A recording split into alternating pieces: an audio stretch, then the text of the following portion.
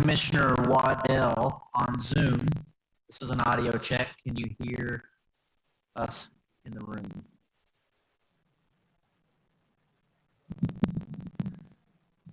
He looks a bit too still to not be frozen.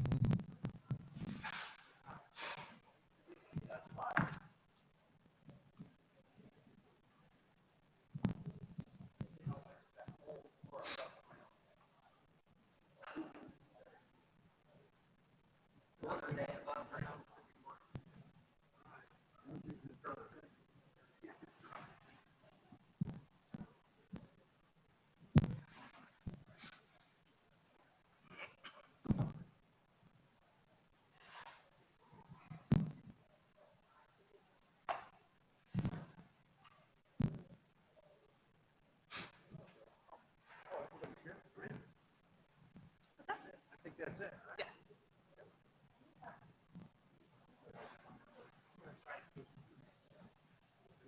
He's bad.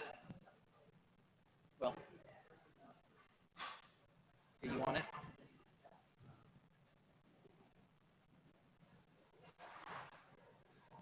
You got it, George? Or...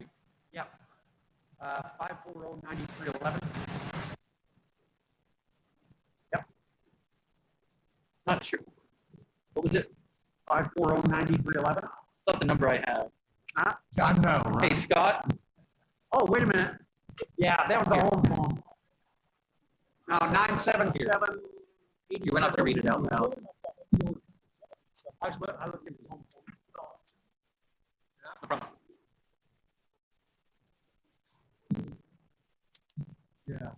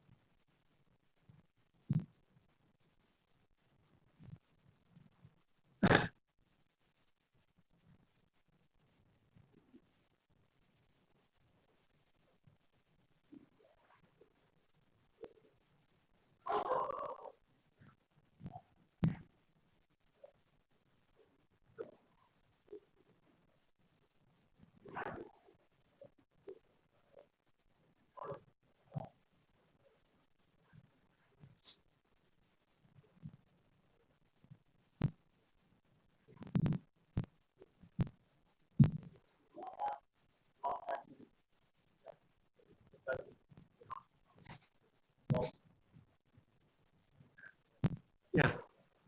I'll just make it now a couple more times. I'm sorry for the delay. We're trying to get Zoom hooked up to get one of the commissioners that wasn't able to attend tonight and having a few technical difficulties, but we'll be starting momentarily. Thank you.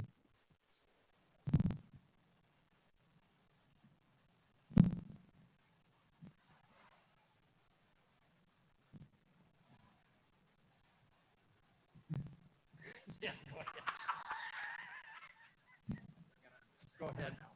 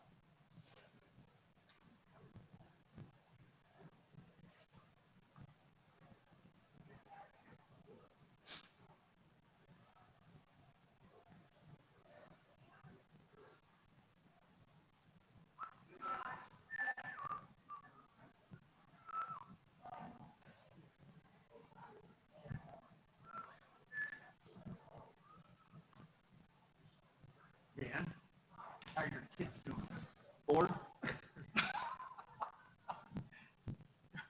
Exceedingly bored.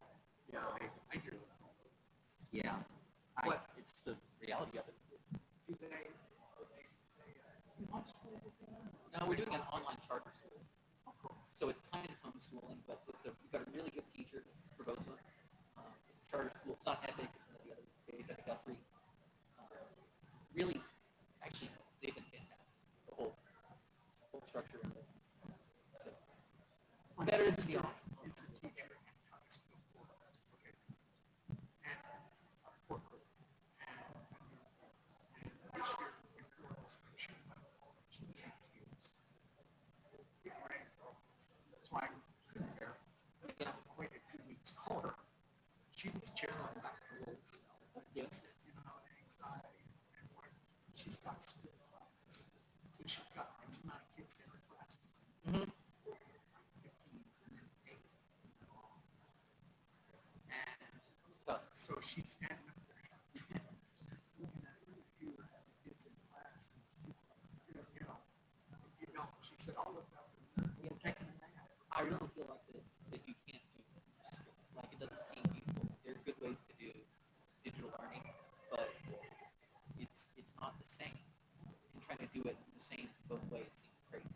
See, she's the only teacher. There's 5 fourth-grade teachers. She's the only one that has the split.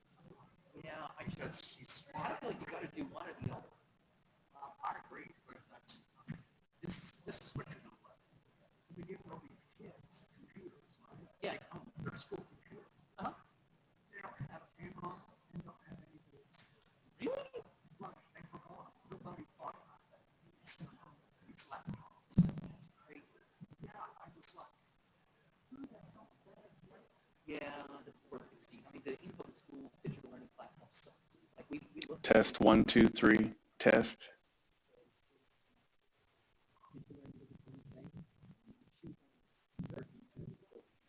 Okay. I think we're there. Yeah.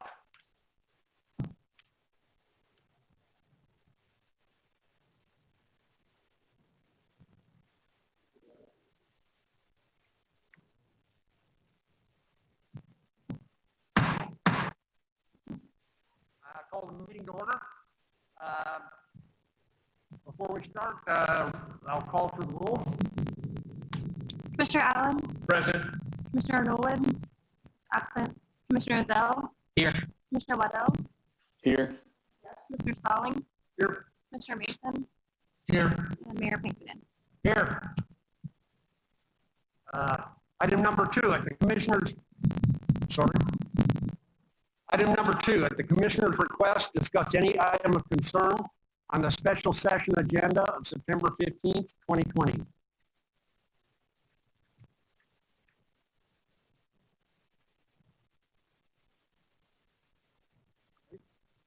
All right, seeing none, we'll move to item number 3, study items. First, provide a Kaw Lake water updates, project status update. Chris? Can't hear you. Is your mic on? Hello, There you go. there we go. Thank you.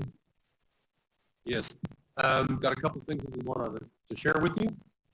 We've got a couple of 2 milestones that I'm really excited about in land acquisition in our NEPA. Also, I'm going to have a member of the team who's not presented to you present. His name is Parrott. He's got a long history with Corps of Engineers in construction, monitoring and contracting. So as we transition into construction, you'll be seeing more of him. But I wanted to let you know that was going to happen. The agenda, we're going to go over the status on the engineering side, on the CMAR side, and then we'll close it out with a schedule. Michael? Thanks, Chris. Good evening, Commission. Hope everyone is doing fantastic today. I'll give you a quick update on the design progression. We have submitted 60% design for all projects. All of those were submitted on schedule on September 1st, 2020. In the meantime, we're still having frequent daily communication with the CMAR as we progress into final design. Status of the environmental, as Mr. Gdansky pointed out, we are complete with all of the work that essentially we can do regarding the environmental assessment. The 98% is not 100% because we are still in the public comment period, and we still have some agencies reviewing the NEPA document for that final approval, which we are expecting a finding of no significant impact on November 10th of this year. And also, as Mr. Gdansky mentioned, some great news with regard to land acquisition. Ball is officially out of our court here with regards to offer packets being prepared, offer packets delivered. Very good percentage of accepted easements on hand. In fact, all easement acquisition is complete for the private easements, excluding those that are required bridge teams, which is currently a team. And with that, I'd like to hand it off to David for a brief update.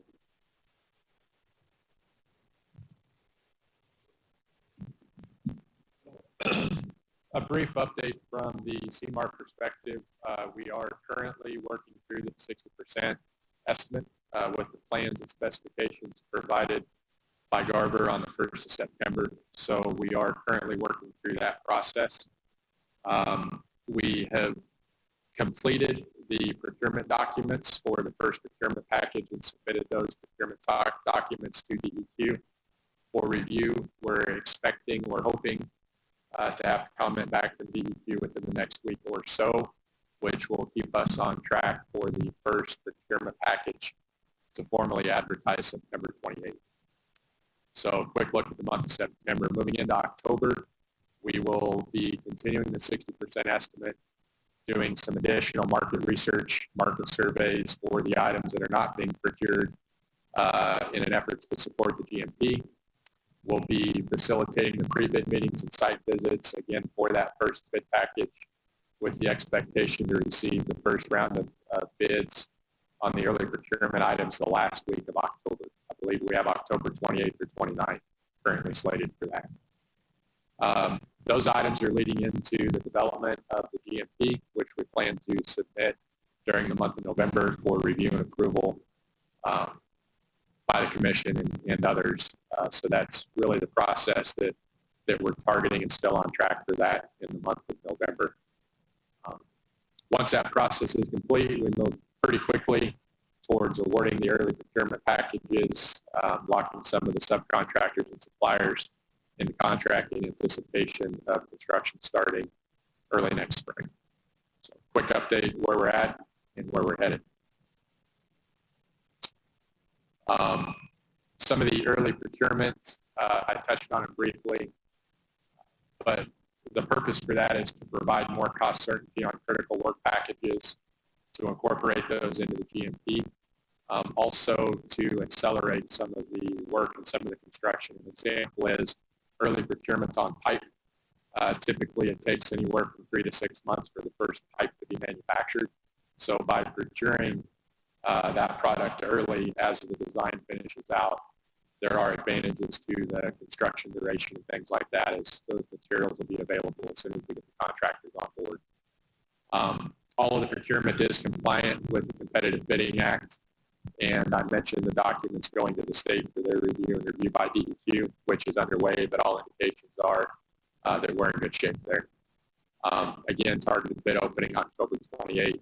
Specifically, the items that are being procured in this first early out bid package, there's a list of them in the presentation, but the pipeline material, so roughly 70 miles of 30-inch and 36-inch pipe, the pipeline valves, pipeline fixtures, so these are the smaller valves and appurtenances, some of the process equipment for the water treatment plant, and then the work at the intake and pump station, including the marine work, the intake micro-tunneling, and then also the larger HDBs that are a part of the raw water alignment.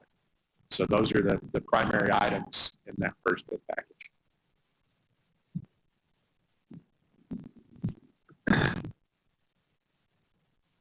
Thank you, David.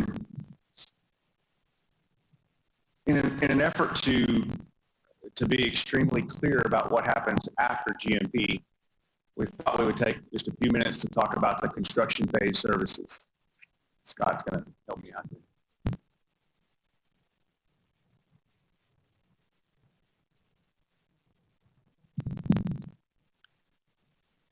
Everyone hear me?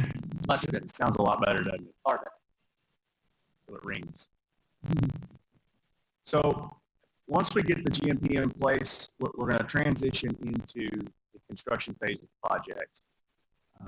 The construction phase is multiple moving pieces at the same time, all with the intent of delivering a finished project that is what we have been conceiving this whole time, what we have been cost estimating this whole time, what the Water Board has approved funding for.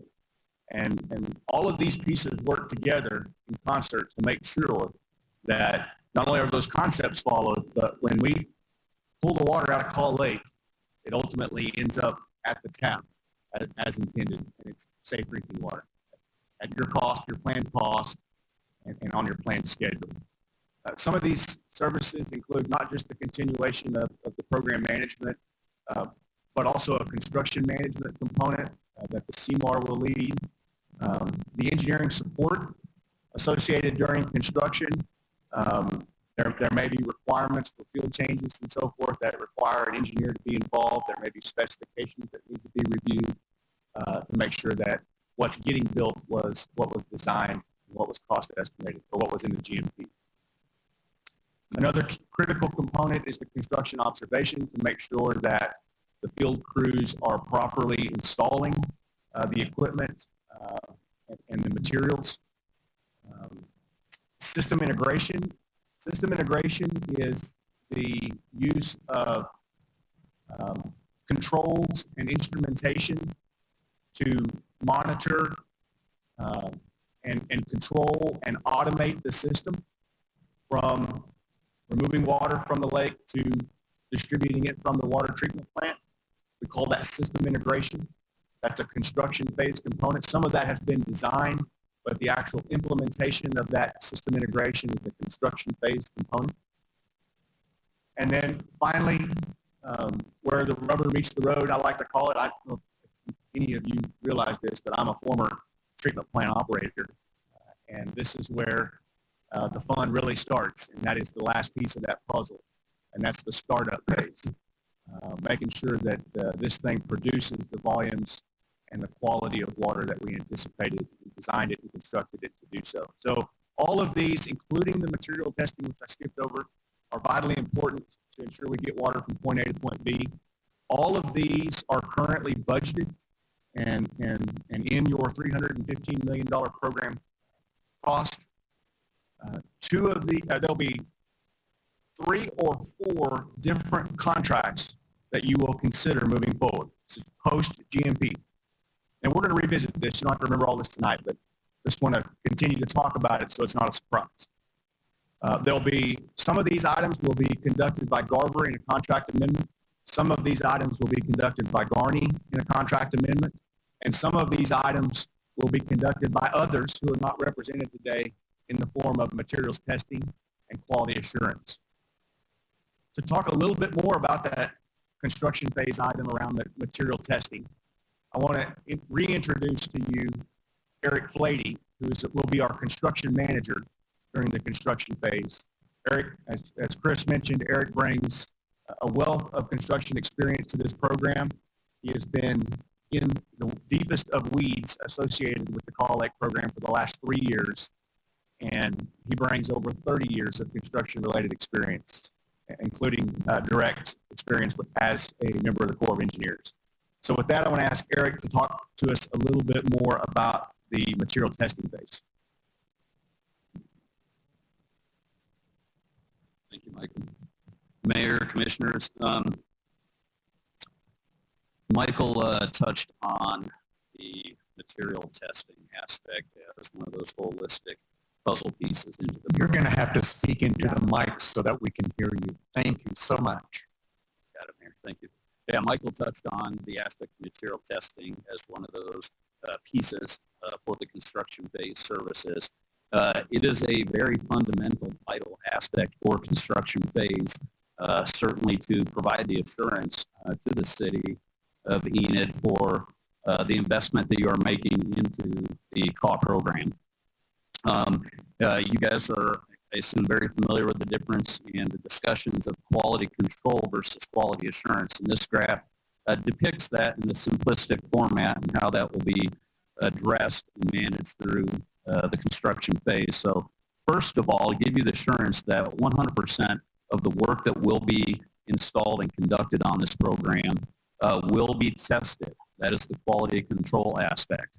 There will also be a separate component of quality assurance where we'll do a sample testing of 10% of material. This is conducted, first of all, the quality control. It is that primary compliance aspect to ensure that things are being installed properly. It'll be a specific assessment of a very pointed activity of the construction effort.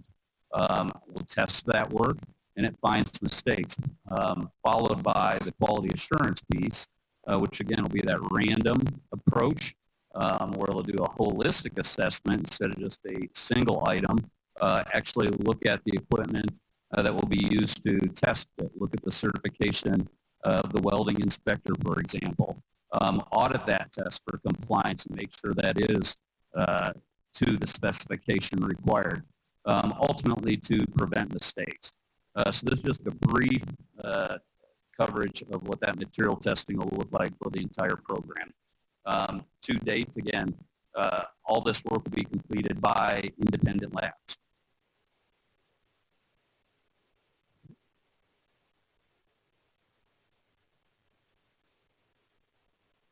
Okay, and now the schedule. We've got everything lined up, and if it works like it's supposed to, and we don't run into any glitches, we'll be... Can't hear you. Still not? You got to get pretty close to the mic. Okay. As you can see on the schedule, we've got our NEPA out, and it should close in time. We're expecting approval from the Corps of Engineers. We've got our design in process. We've got the 60% in place. David is working on developing his GMP, and we're looking at everything showing up for us to present to you in the early November, December timeframe, early November timeframe, the guaranteed maximum price, and having a couple of opportunities to visit on that and let you know what's in it. Get the questions out of the way and feel comfortable with it.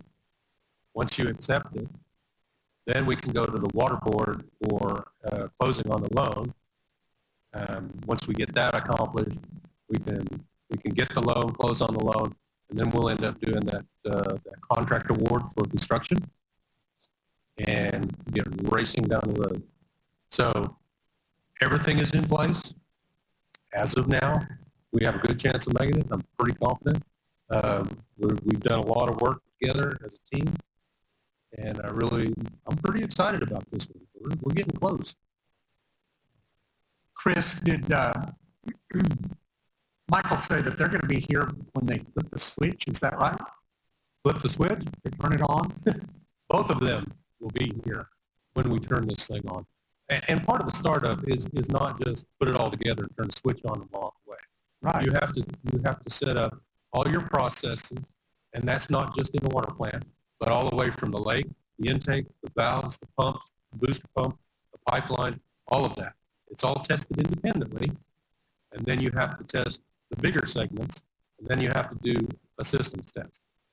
The most complicated part is obviously the water treatment plant, which is where we'll focus. And when we start talking about doing QA, QC, and construction monitoring and stuff, that's where my attention is at. We have to pay attention to the pipeline, but it is a pipeline. This process is water. Does that answer your question? Yes, it does.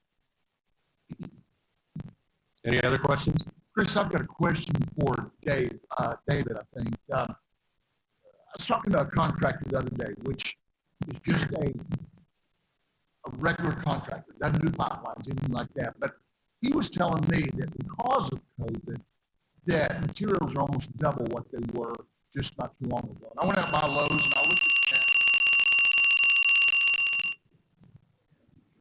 They've gone up dramatically. How do you think that affects us in the scope that we're trying to do? It really depends on the type of construction that they're in and the materials that they use. So far in our industry, we've seen very little impact, nominal impact from COVID in terms of cost escalation, price escalation. Speaking of some of the things that you might see walking into the local hardware store, Lowe's, Home Depot, some of the consumer level prices are certainly going up because supply has come down, demand has gone up as people do different things. But by and large, in our industry, we've not seen a significant increase. There are a few things going on now, particularly with PVC pipe due to the cost of resins. This is a global thing that always happens.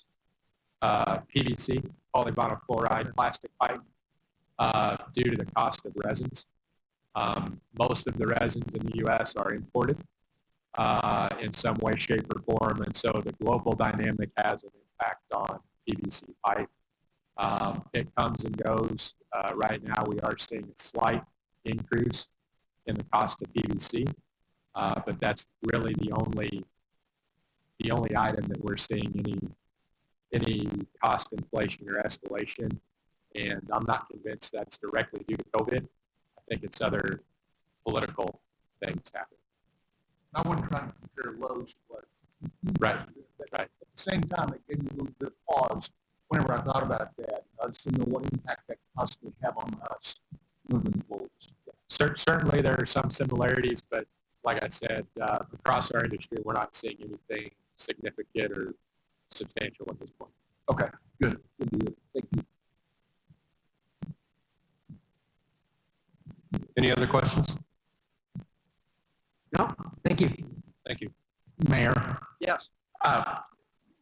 may we backtrack? I had a question on the claims list that I just couldn't find.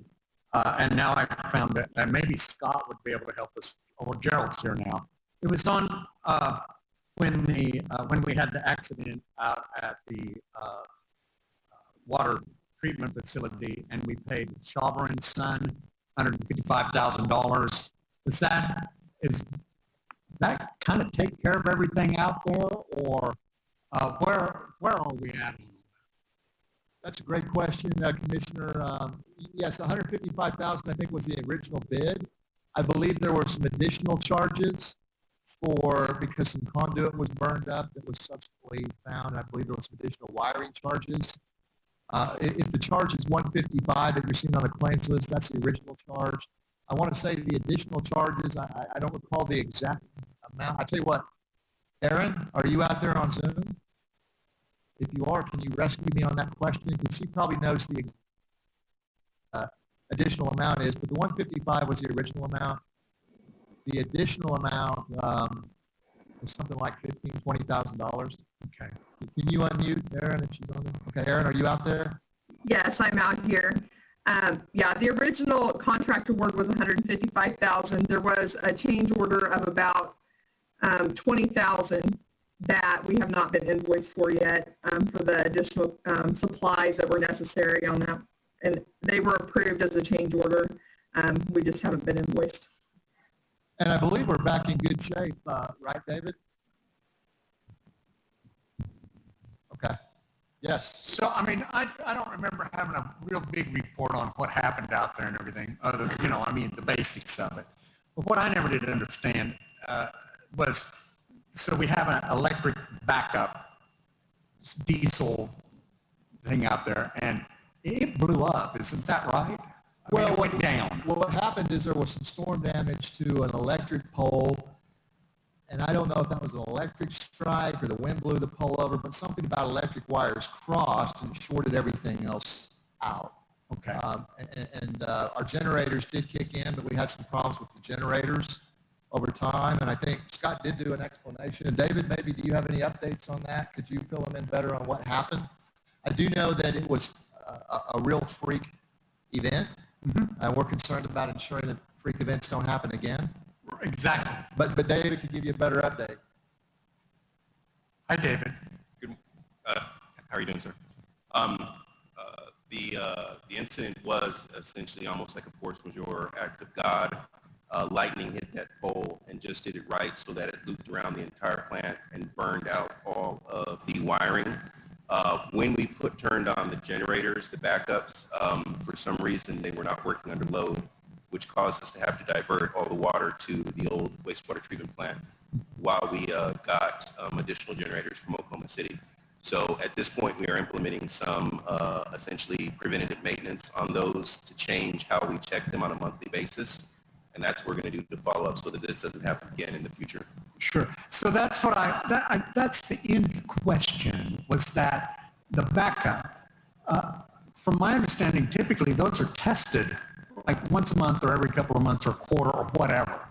And has that been taking place, or is that what you've set up now? It had been taking place. What the difference is you can turn on the generator and let it run, but it's similar to turning on a car. If you turn it on, but you're not turning on under the full load that it would be experiencing during that emergency and having to push all that water, then it's a different situation, kind of from a mechanical and electronics situation. So we hadn't been running it under full load, and at this point, we're going to be implementing some changes so that when we do turn it on, it will be done under a full load situation.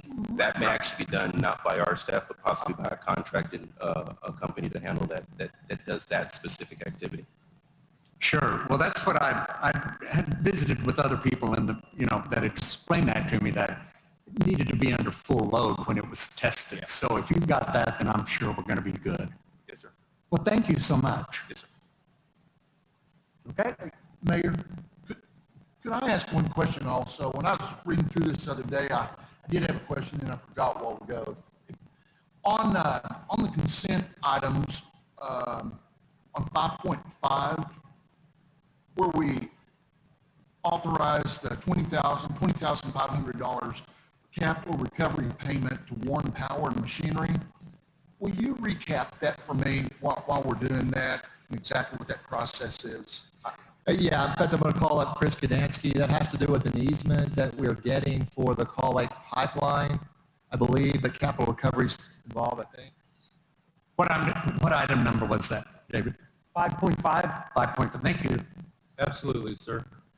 What had happened is there were two property owners here within the city of Enid who requested for donation of land, a tap to the main that goes up 81, that goes up to Warren Cat, and an installation of a water meter.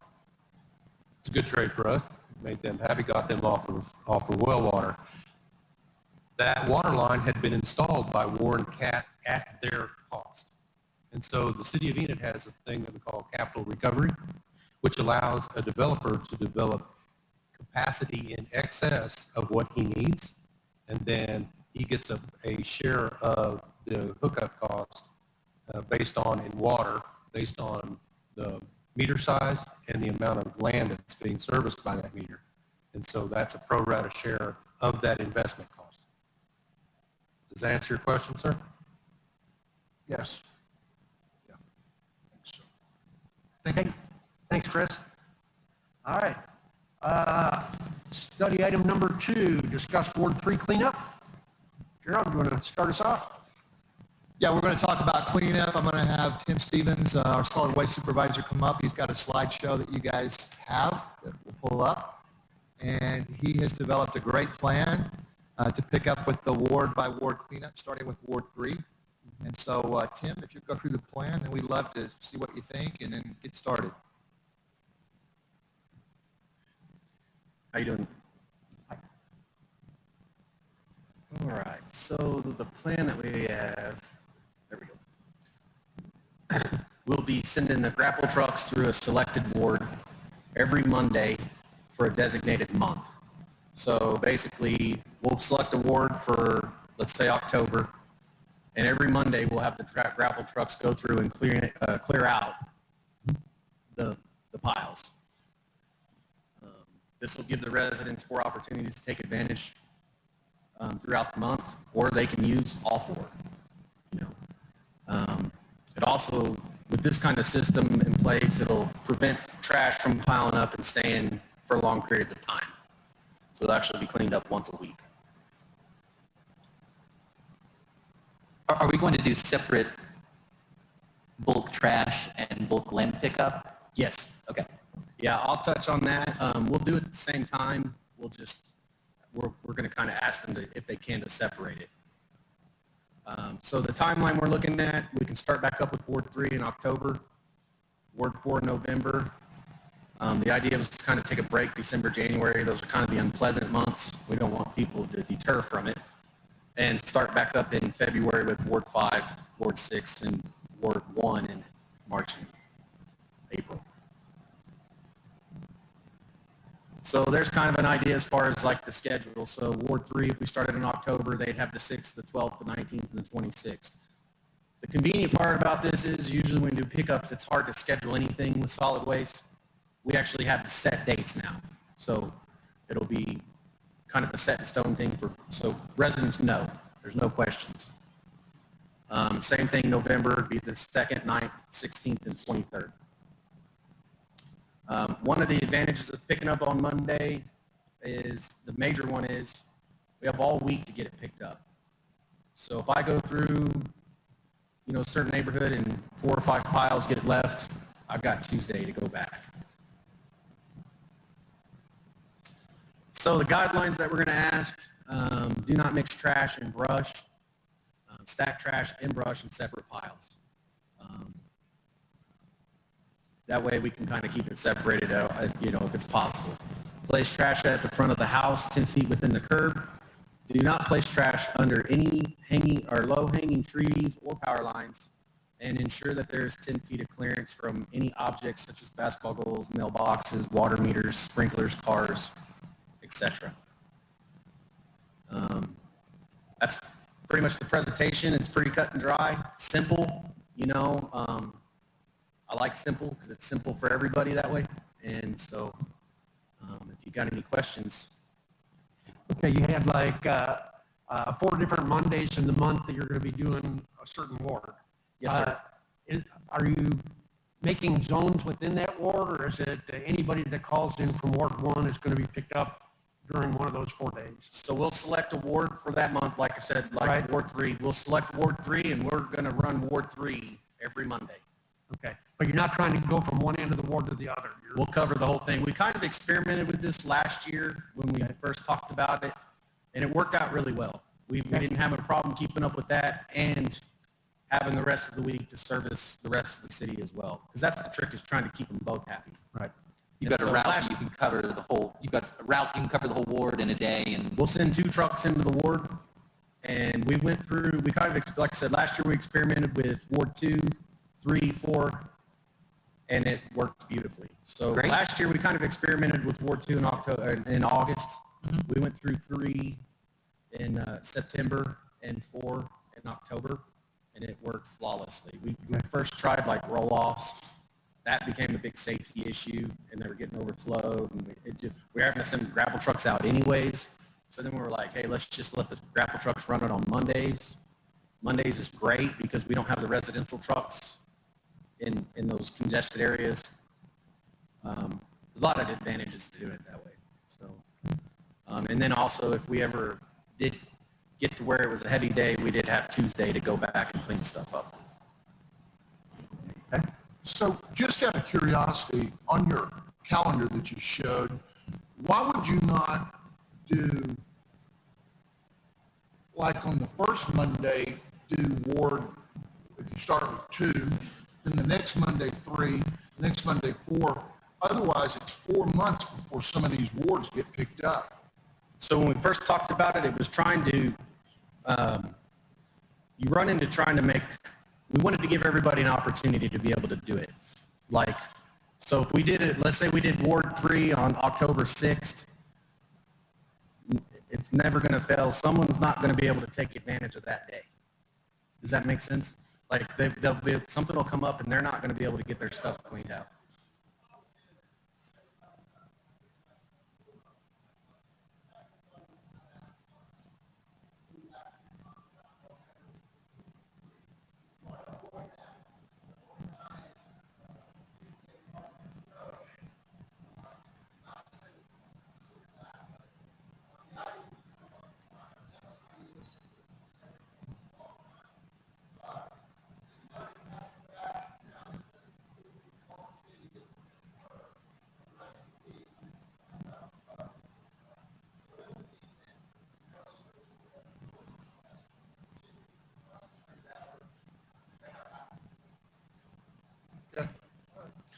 And also to add on to, you know, what Jared was saying, this isn't something, this is big. Like, this is like, we want you to clean your stuff out. Like, this is your opportunity to, like, you know, get it out, get as much as you can out. You know, we got to come back 4 times. We're going to come back 4 times and get it all out, you know, and so, like, it's like Gerald was saying, if you, I mean, a simple little pickup, we can come back anytime and get that, you know, but. All right, that's fine. I was just curious. Yeah. Okay, thank you. Thank you. All right. Next up, item 3.3, discuss homeless issue in Breezeway downtown. Gerald, you want to start us off? Yeah, I'll go ahead and start off. We've got a slideshow. I'll kind of go through that. I know Main Street's here, represented by the board and their director, so I'd like them to say a few words. And then I know that you guys have some thoughts and ideas. And I think there's some other people. I appreciate some nonprofits here and some folks to talk about the issue. The issue is the Breezeway was created several years ago. It is a nice place for people to use or to walk through and to cut through. Over time, there have been some issues that have arisen from misbehavior, I guess I'll say, of people that are homeless or experiencing homelessness that may, and it's not everybody, it's always a few that ruin it, sort of, for everybody. But those issues have really, I guess, grown in the last few weeks. Again, not to discount that they haven't been there for a while. And so I've got let me go through the slideshow here. Some of the issues, again, and I think you guys have seen some emails with some pictures, and we've got some of the pictures here, but, you know, food remnants, okay, not a huge deal. I mean, that happens in the parks too, but trash, remnants, safety issues. I know we've had some complaints about threatening behavior, peeing in the bushes, drug use, those kind of things. Potential resolutions that we're going to talk about tonight. Obviously, there have been some volunteer groups, including Main Street, that helps in that area. The city's making an effort to step up our area or our efforts to empty the trash and clean the area as needed. We have talked potentially about some barriers, but that's really a last resort, because the downside of a barrier is it prevents everybody from using it, and that's not really the intent of the area. However, the problem has grown to such a level that a lot of ideas are being considered. Enforcement just can work when there's a criminal complaint, but it can't really solve or make the situation better. It responds to a problem when it happens. And then we talked about potentially trying to find a way to meet the needs of the homeless population, maybe better than we're doing now. Let's see, I've got some objectives. And I know I've gotten some of these, Commissioner Zell, I think, from you, and I think they really fit kind of what we're trying to do to improve the situation down there. One of the objectives is to provide resources to limit the COVID spread. Obviously, that's something important to all of us. We've talked about police calls. Police can come down there, but largely they're not equipped, or they're not equipped really at all to try and work on the underlying needs or causes.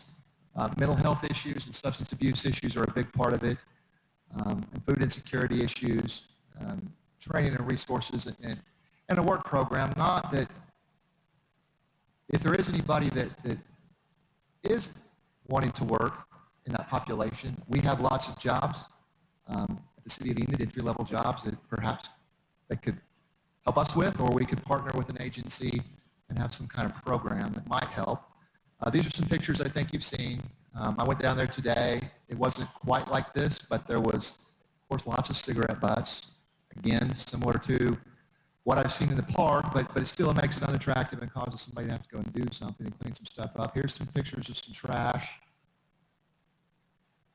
And so you get the idea of that. We've already talked about safety and disorderly conduct. I think Main Street and some of the businesses that may be here, or Main Street on their behalf, can talk about some of the more specific problems. I wanted to point out I really appreciate Main Street's help and support to try and find a win-win solution here, I guess I'll say. But clearly something needs to be done to improve the breezeway fairly immediately. Main Street's partnering with the city to help on that. I'm sure there's others in the city that can and will. and obviously working on meeting the needs of the homeless. And maybe even, I know Main Street has been over there, and some of the homeless, I think, Natalie, you can speak to it, may have helped you, because again, it's like anything else. It's not everybody. It's a few people that misbehave and cause issues. Enid Faithways Church and James Neal had gotten involved with the youth group. This has been probably 2 weeks ago or so. You can see some pictures of some cleanup efforts they made down there. And I guess that's pretty much it. So that kind of brings us to where we're at. Mayor, I'd like, if Main Street would like to say a few words, and then I know that certainly we probably need to have some healthy dialogue and figure out how to proceed. Okay, thank you.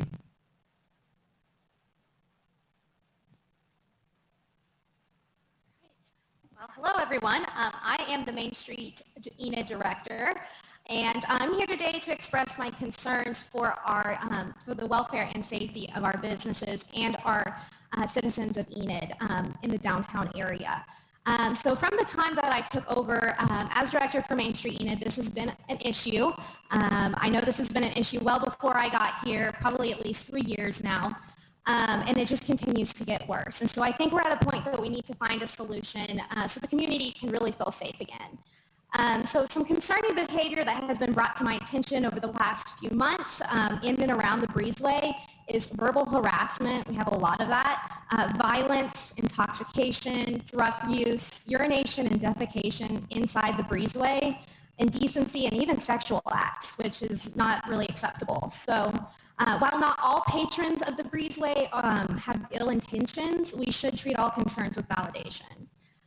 So I do believe these people need help, but the fact that the breezeway is located in a largely high traffic area with lots of people and lots of businesses, that is an issue that really hurts the case. So leading them to get more agitated within these high traffic areas. So business owners and community members, customers, and even myself have been victim to these harassments. I've been catcalled many times. Even while taking van spouses on tours of downtown, we have all been catcalled. Food has been thrown at me. I've been yelled at for just walking by the breezeway. And I know many others have had that issue as well. So on September 2nd, I was informed that the breezeway had been trashed out with food and all kinds of other things. So I decided to go clean it up. It needed to be done.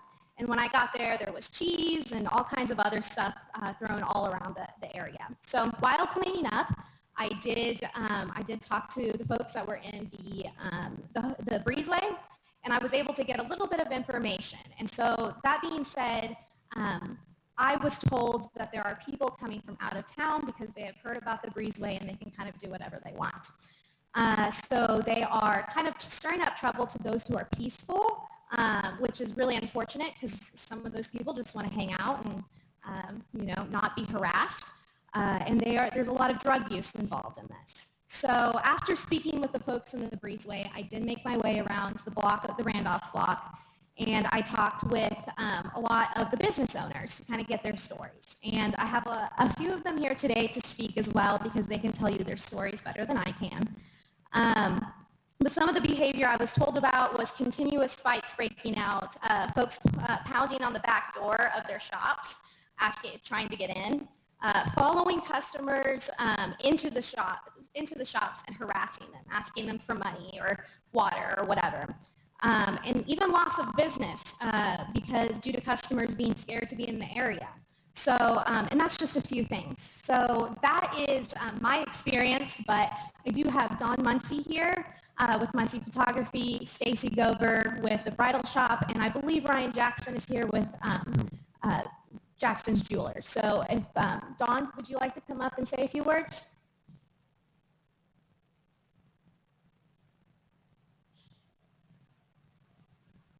Hello, thank you for granting me an audience today. Oh, that better? Okay, thank you. I own Muncie Photography. I've been in that building now for 17 years, and I think the problems that we've seen started, I would say, around 6 or so years ago. I think that's the first bad incident that I experienced. I used to shoot near the breezeway a lot. It's a beautiful area, but I can't do that now because especially senior girls, it's brutal. They're constantly catcalled and the language is foul and it's embarrassing, truly. And also just with the trash, it's almost impossible to use the space now because even though there are 4 very large trash cans in the area, they aren't used. I think probably the scariest situations are when we've, had direct contact with some of the people misusing the space. I sent you guys all an email. I hope you received that. I don't know that you need me to go into that language again. I think you understand how viciously verbally attacked we were. And then, of course, I had a client that works over in the Triangle building specifically asked me if she could come to my back door because she's too afraid to walk down that area.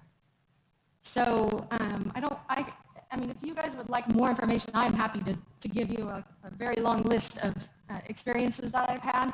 But I just want to say that as a business owner, this issue is escalating and this behavior is causing loss of business or at least making the area less attractive for people to spend more time walking all the way up. I mean, that's what we want them to do is shop all the way around the square. So I'm happy to answer any questions.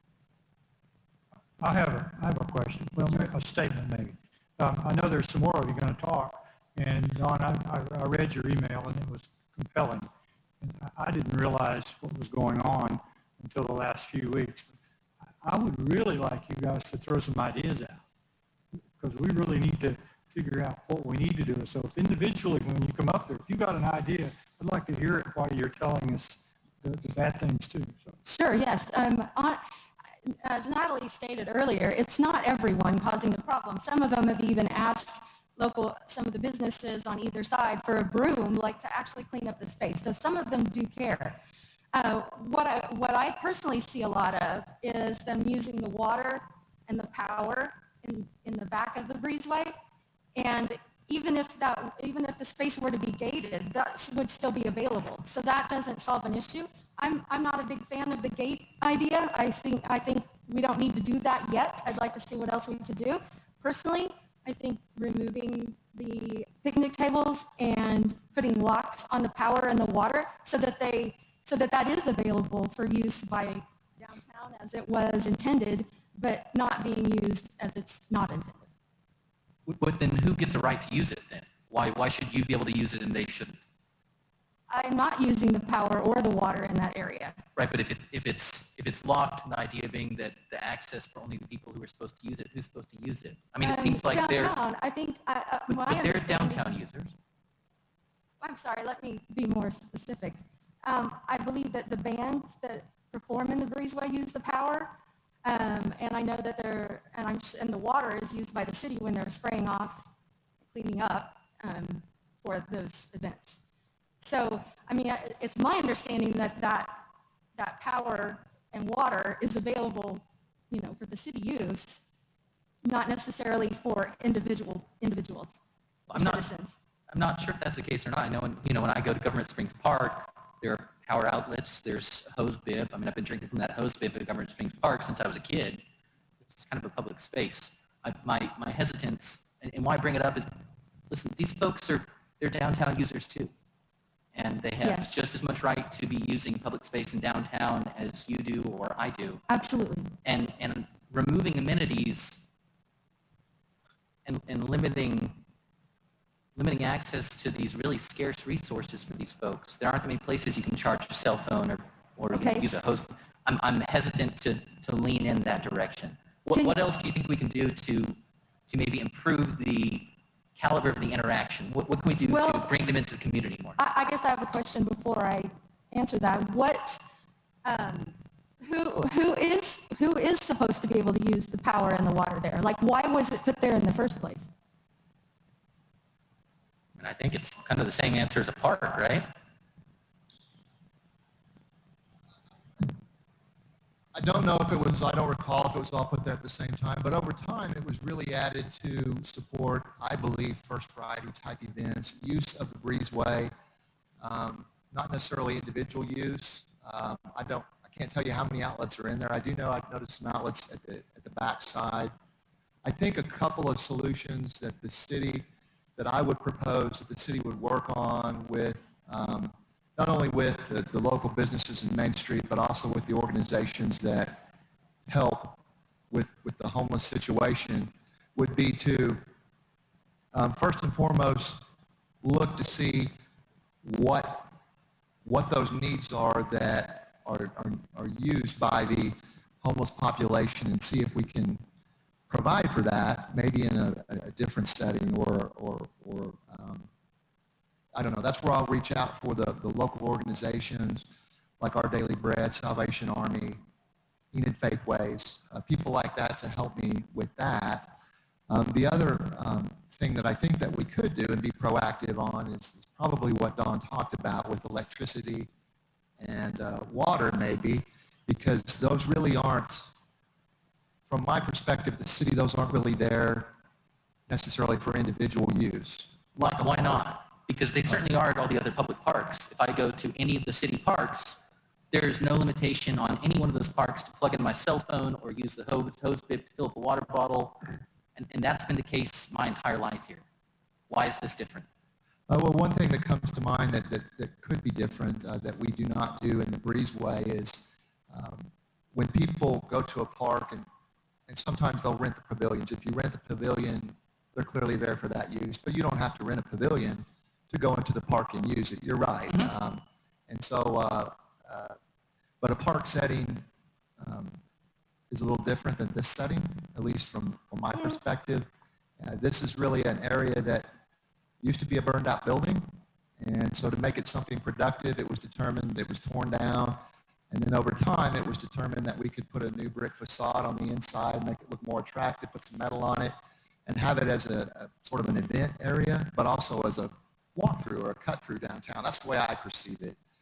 I think your distinction between that and a park is a little bit of distinction without a difference. I want to hear from the rest of the business owners, but before we do that, let me talk a little bit about, just so everyone else is aware, generally, I mean, there's a broader issue.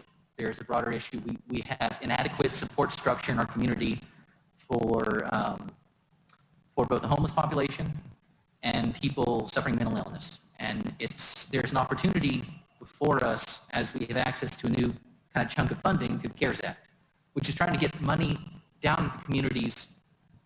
And one of the priorities for the CARES Act funding is obviously addressing spread of COVID-19.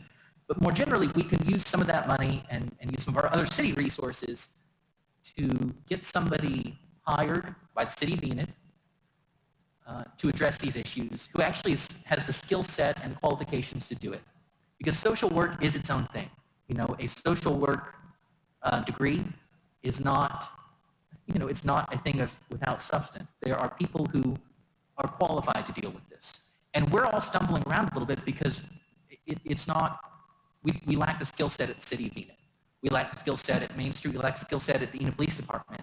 And so we need some help. Instead of limiting amenities and trying to run people off, it seems like this is an opportunity to try to help, citizens of Enid, because these folks are citizens of Enid just as much as any of us are.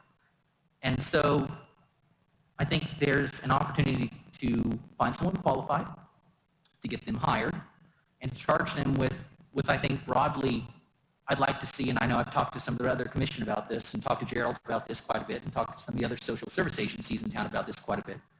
But broadly, 3 mandates. First, for the short term, there's a high incidence of COVID-19 among homeless population nationally. It's a serious issue because people don't have access to sanitation services.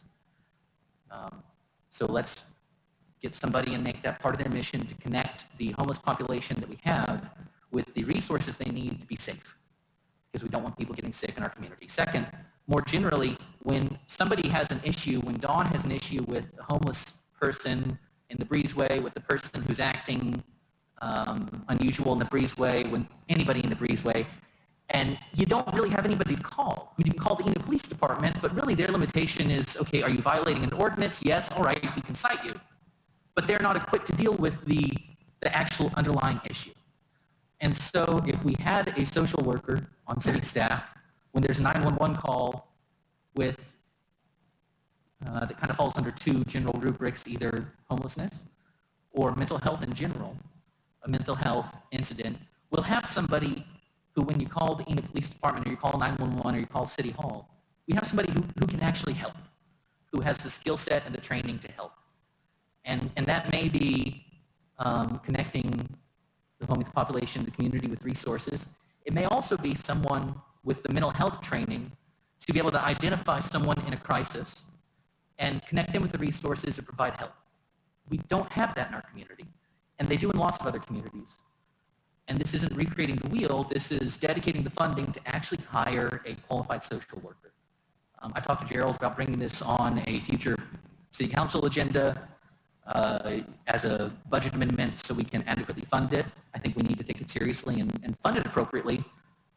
And I think if we are, instead of limiting resources in a public space, if we're instead trying to identify the community in need and help them instead of taking things away, I think we not only do a better job of addressing the problem we actually have, but I think we're also doing a better job for the community as a whole.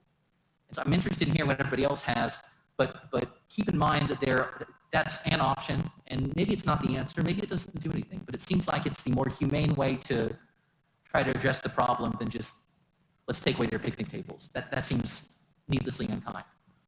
On the other side, I believe that what Ben said about looking into hiring somebody to help in that on the mental health issues, probably not a bad idea. That doesn't help us tomorrow. What we need to do now is shut off the electricity, shut off the water, and then we need to install cameras down there to monitor what's going on.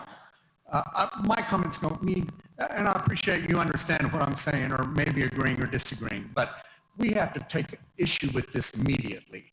And part of that is it's a few bad apples. It's not a bunch of people, I don't believe. I believe that you have a few people that are taking advantage of a situation that we have. We have a lot of resources in this community that are within walking distance of Our Daily Bread, and that's where the problem starts, is there. Our Daily Bread does a fabulous job of taking care of our community homeless and the people that need assistance. And there are, within walking distance of that, there are numerous organizations that allow people to come in and use these resources. What the problem is the people that are creating the problems are being asked to leave those places that are there to help them. So they wind up at the breezeway. I hate the idea of putting a gate on it, but we're coming into wintertime. And if we shut the thing down for a little bit, a lot of that will go away. And then we can start fresh in the spring. But I say turn off the electricity, turn off the water, start monitoring with cameras that we can go and look at. I don't know if we put a monitor in Main Street or what we do, and then we can that allows us to have time to look into hiring more people that can help us with mental health issues, because there's no question that has a place. Thanks, Commissioner Allen. I'd like to, I think a lot of us want to say some more, but I really want to hear from some of the other people from the public that are here today, because they may not be able to come to every commission meeting, but they are here today. So I'd like to use the rest of their time to hear from them and see what their thoughts are. Stacy, do you want to come up and talk?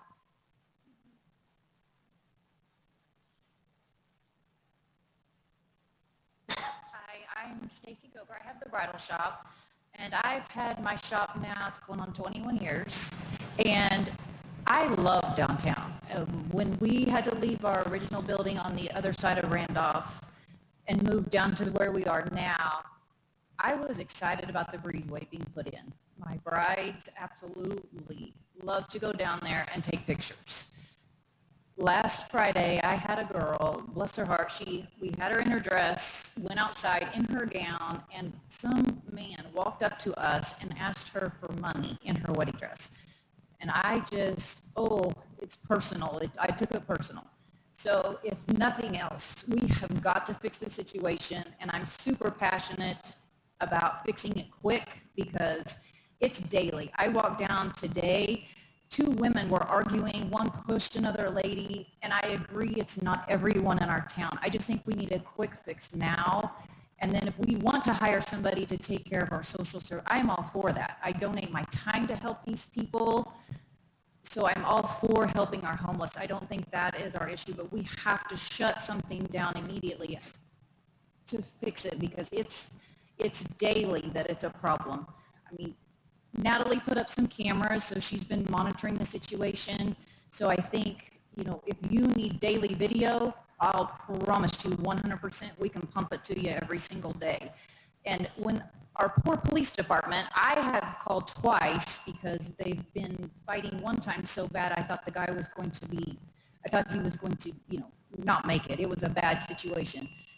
I don't think that's fair to our police department. I think it's, they've got other things to do than to care for our homeless. So I just feel like I'm 100% with you, Ben, on we got to fix something. Long term, I think that is a problem, but if we can cut the power to the poor people, I'm even willing to, hey, if you're, the homeless people are coming in asking for water and Band-Aids, we're providing that. So it's not like we're kicking them out of our stores. If they need to come in and plug in and they are, like Natalie said, if they are people that want to help our community, then 100%, they can come sit in my back room and plug in if they need to recharge their phone. I don't have a problem with most of them. It's the few people that we do have a problem with. And I know this has been zoned as a park, and I have absolutely so not in my world to know if we can rezone it even. I don't know.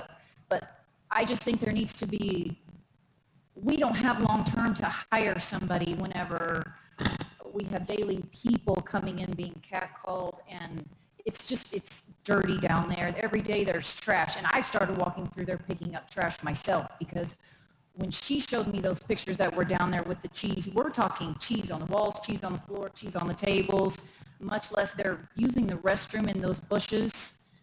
And we don't want to get rid of the bushes because the bushes are pretty for downtown. So, you know, and obviously none of us want a gate because it's beautiful. My brides want to go down there and take pictures. But right now, after Friday, I will not send anybody to that area.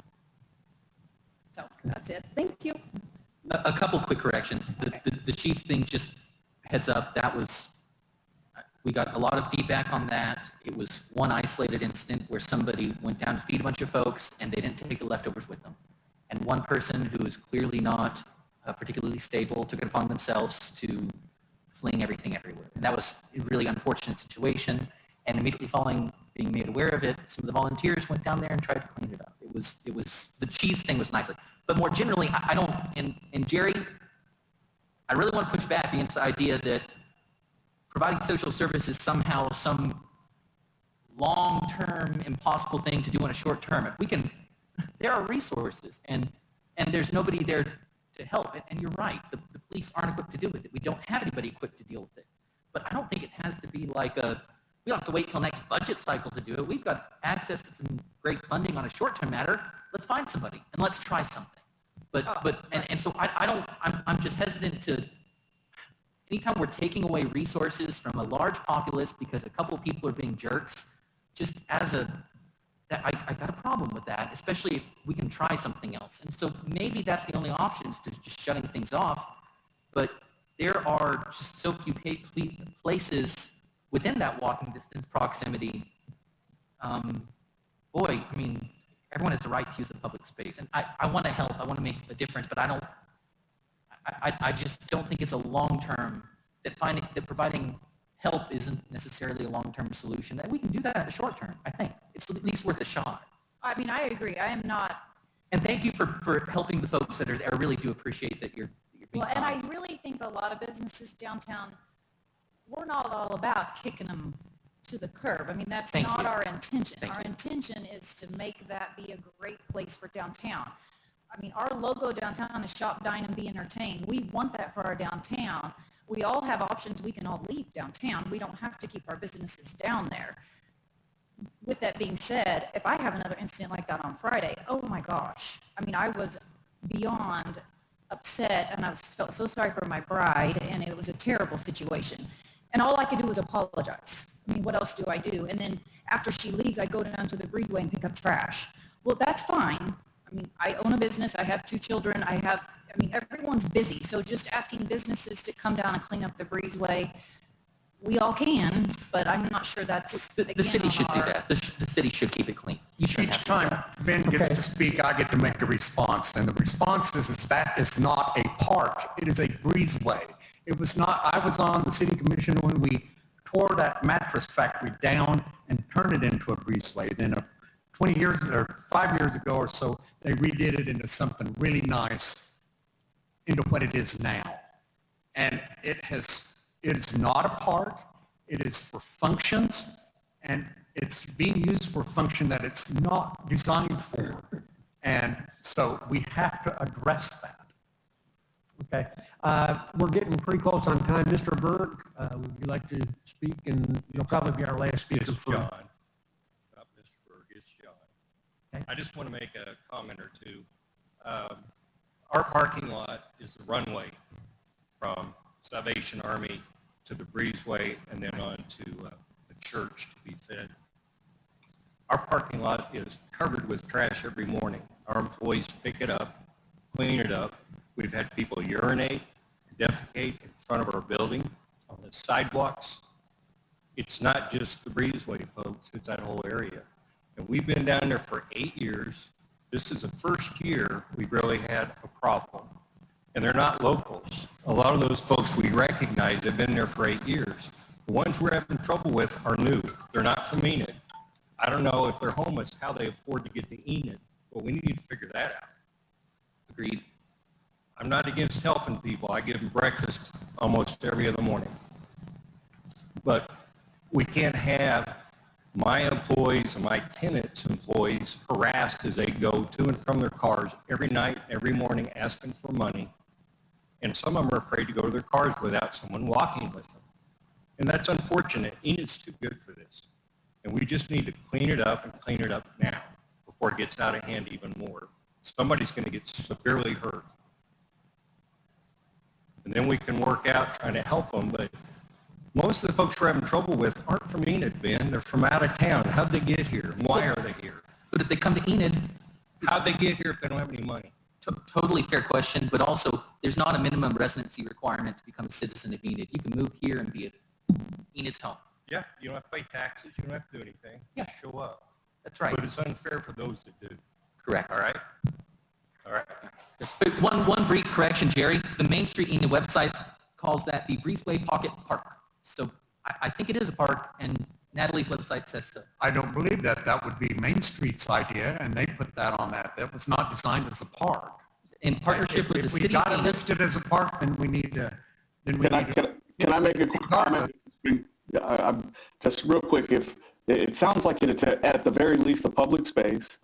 It's a public space that's been given seating arrangements for somebody to use without any type of registration that's required or permission to do it. So it sounds like it's a public space designed for people from this community or outside the community, quite frankly, to come and to congregate.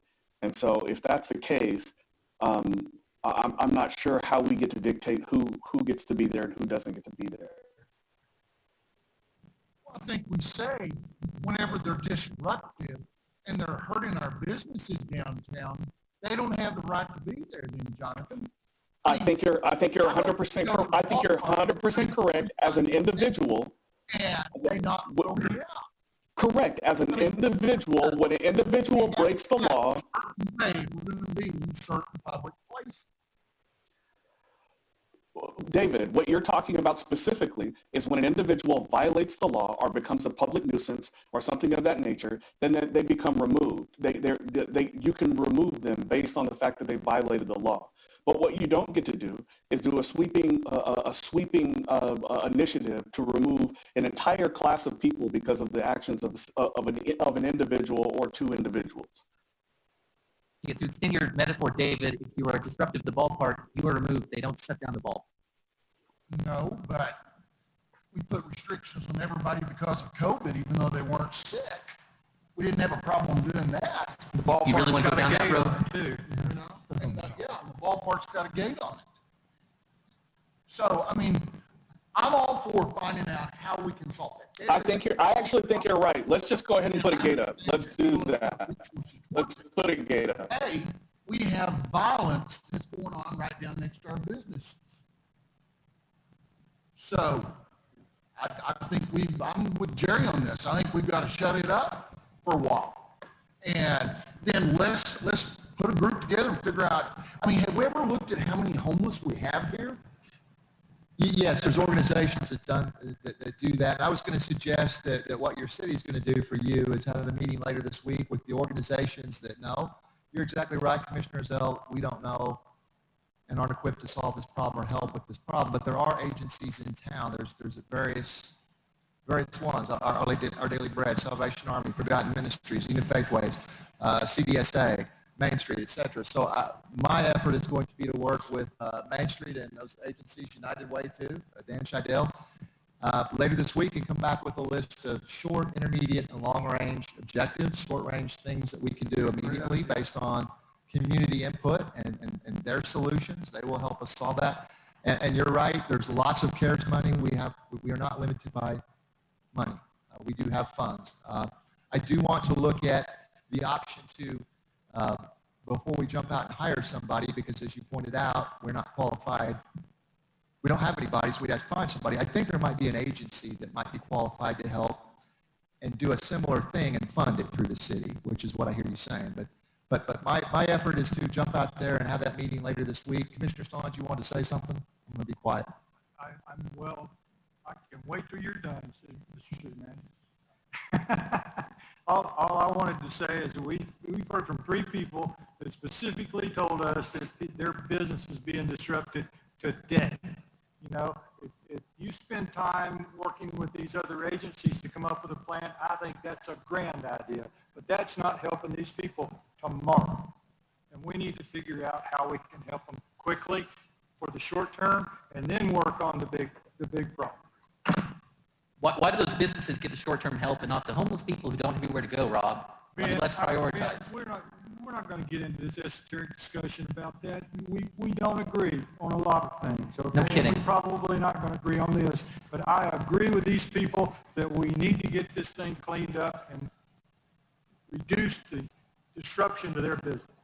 And Gerald, to be clear, I am not saying we just fund something through an agency. If we have an agency that has capacity, that's great, but I want a short answer on if there's an agency who's willing to take that on. And if not, there are people that can be hired. They're called social workers. This is not unique, and they're employed by municipalities all over the country. So if we need to hire a social worker to do a social worker's job. Mayor, can we take a break before the meeting? Yep. We've got, it's 22 after. So let's take, we'll get back here at 6:35, give everybody a chance to take a break. Thank you.